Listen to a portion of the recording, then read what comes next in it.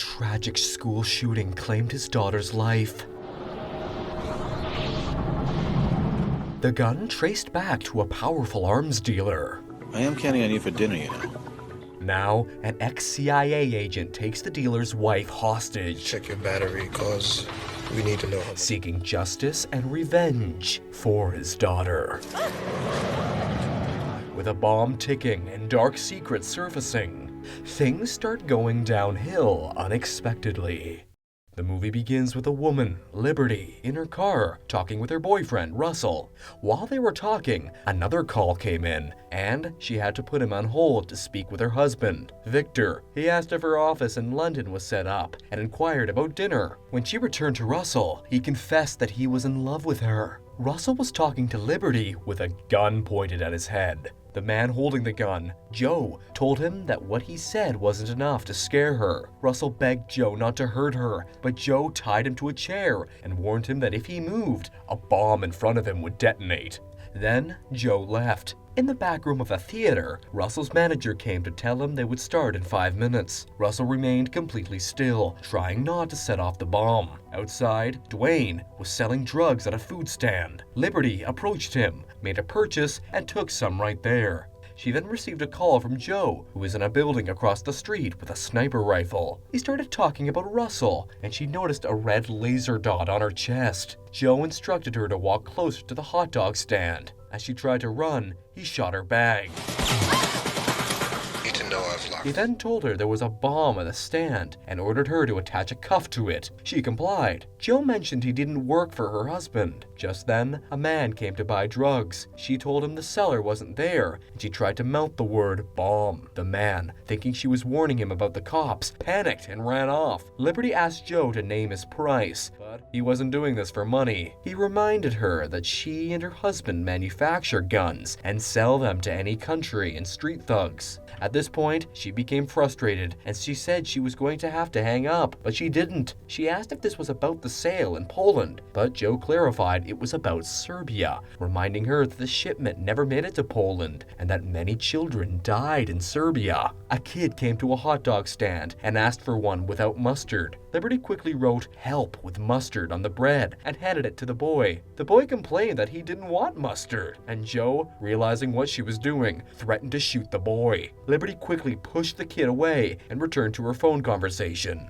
Joe fired shots in front of her, saying she was being attacked by her own best-selling rifle. You've just been shot at by your best-selling rifle. Joe then revealed that he had lost someone in a premeditated gun attack. When Liberty asked who it was, she realized it was his daughter. She tried to explain she was just one person, but said she would do whatever Joe wanted. She agreed to publicly denounce her involvement in the gun trade. Joe ignored Liberty's pleas and started talking about her father, revealing that he knew a lot about her personal life. Furious, Liberty shouted that her father had nothing to do with this. Joe then instructed her to take off her clothes, as well as her watch and wedding ring, and she complied. This attracted attention from people on the street. A nearby police officer approached and asked why she was doing this. Liberty tried to mouth the word bomb, but the officer didn't understand. Instead, he picked up her clothes and helped her put them back on. Joe warned Liberty that if she said anything, he would shoot the officer. Despite the warning, Liberty kept trying to make the officer understand. The officer said he would return and started walking towards his car. At that moment, Joe shot him, and the officer collapsed. Joe then told Liberty that her actions had consequences. Panicking, Liberty asked what he wanted. Joe replied that he knew about her deal with a multi-million-dollar company and ordered her not to deliver on it. A passerby saw the fallen officer and called the police. Joe, realizing that more people would soon arrive, decided to call Victor. He told Victor that his wife was strapped to a bomb and that a sniper was watching her. Victor hung up on Joe and immediately called Liberty. Despite Joe's warning not to answer, Liberty picked up the phone and explained the situation to Victor. Victor reassured her that he would handle it and hung up. The police arrived, responding to the passerby's call, and discovered the dead officer. Meanwhile, Joe continued talking about Russell, who was still tied up backstage, with no one having found him as they prepared for the next show. Joe then shifted the conversation to his daughter, revealing that she had been shot and killed in a school by a boy from her school. He also mentioned her father's last words, making Liberty realize that Joe was a police officer. No one but the cops cops knew what was written on her father's note. In an attempt to attract more attention, Liberty began singing the national anthem, drawing the interest of nearby police officers. One of them approached her, but she warned him not to come in any closer because of the bomb. Get back! There's a bomb in here! At the same time, men sent by Victor arrived in the area. The officer called for additional backup. A journalist named Bill also showed up, but the police told him he couldn't be there since even the family wasn't informed yet. Just then, Bill received a call from Joe, who directed him to Liberty, saying that she knew the full story. Liberty told Bill that there was a rifle pointed at him and that a bomb would detonate if her phone battery died. Bill asked what Joe's demands were, and Liberty revealed that Joe wanted someone to pay for his daughter's death.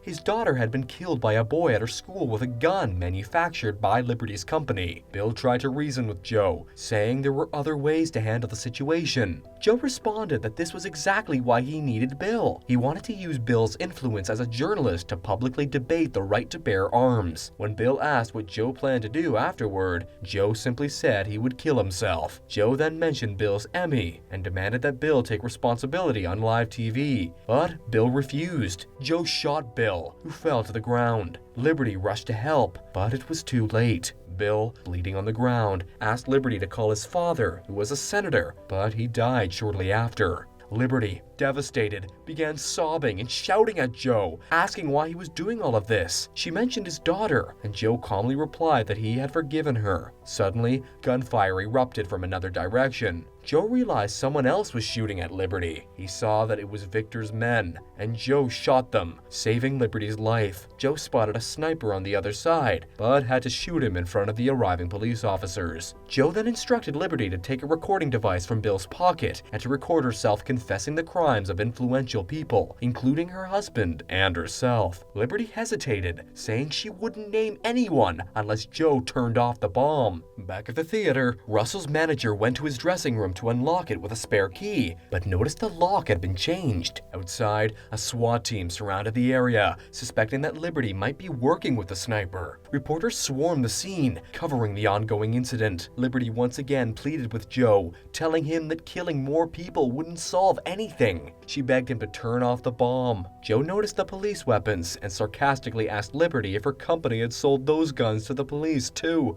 She admitted they were donated. Meanwhile, Victor's assistant informed that the senator's son, Bill, had been shot by the man holding Liberty hostage. At that moment, Joe called Victor and forced him to speak with Liberty. Victor tried to explain that he wasn't the one making decisions, but Liberty urged Joe to hang up the call. During this time, the SWAT team identified Liberty and realized she was not an accomplice, but a hostage. Jesus Christ, I know him, Victor. Liberty asked Joe again who he was working for, but he confirmed that he was acting alone. When she inquired about his past, Joe explained that he used to work for the CIA and was on a mission in Colombia when his daughter was killed. At this point, an officer spoke to Liberty, asking what was going on. She informed him that there was a bomb that would detonate if her phone died, and she had about 15 minutes left. She also explained that Joe's demand was a public debate about the Second Amendment. The police decided to remove the press from the scene, citing safety concerns. They also began planning to block off all possible exits. Liberty asked Joe to tell her more about his daughter. He explained that a boy at her school pointed a gun at her and asked if she believed in God. Joe didn't know what her answer was, but the boy killed her. Joe then asked Liberty about her father. She shared that her father was her hero, and after he died, she took over the family business. She explained how she became involved with Victor and began selling guns. Her great-grandfather had designed a gun that changed the outcome of the Civil War. Meanwhile, after the police ordered the evacuation of the theater, chaos erupted in the parking garage as people rushed to leave. Joe spotted a member of the SWAT team and shot at him, but the bullet missed as the man was behind cover. Joe then called Victor, who was attempting to flee the country. Victor, realizing that they might know each other, asked Joe what his problem was with them. Joe criticized Victor for abandoning his wife and failing to stand by her like a man. This made Victor change his mind, and he decided to turn around and go back to Liberty. The SWAT team apprehended a man they believed to be Joe, but soon realized he was actually a CIA agent. Liberty, sensing familiarity in Joe's voice, asked if Victor knew him. Joe told her to think hard, and she would figure it out. He then revealed that he and his wife had met with the parents of the boy who killed his daughter. The boy's father had told Joe that he had taught his son how to use a gun. Victor contacted the SWAT team, and an officer asked him what was going on, but Victor was calling for the same reason, to find out what was happening. Joe then revealed to Liberty that he first saw her in Jerusalem, though they hadn't met. At that time, he was only doing business with Victor. When Victor arrived at the scene, reporters asked him if the situation had anything to do with his company. He denied any connection and approached an officer, telling him he thought he knew the man responsible and needed to go inside. Victor then walked over to Liberty, but got a call from Joe, whom Victor addressed as Alex. This time, Joe reminded Victor of a time when he had saved Victor's life. Victor asked what Joe wanted, but before he could get a clear answer, Joe shot Victor. Joe then told Liberty that the key to her handcuffs was hidden in a box beneath the hot dog cart. Liberty retrieved the key, unlocked herself, and ran toward the theater. Just as her phone died, she feared the bomb would detonate, but nothing happened. She dropped her phone and rushed inside. Once inside, she found Russell in his dressing room, and together they watched helplessly as the timer on his bomb counted down to 0. When it didn't explode, they realized that the bomb was fake. Meanwhile, the police SWAT team had identified the building where Joe was hiding before they could reach him. Joe shot himself in the head and died. However, before his death, he had already forwarded Liberty's recorded confessions to several newspapers. Don't forget to like this video and subscribe to our channel. Thanks for watching.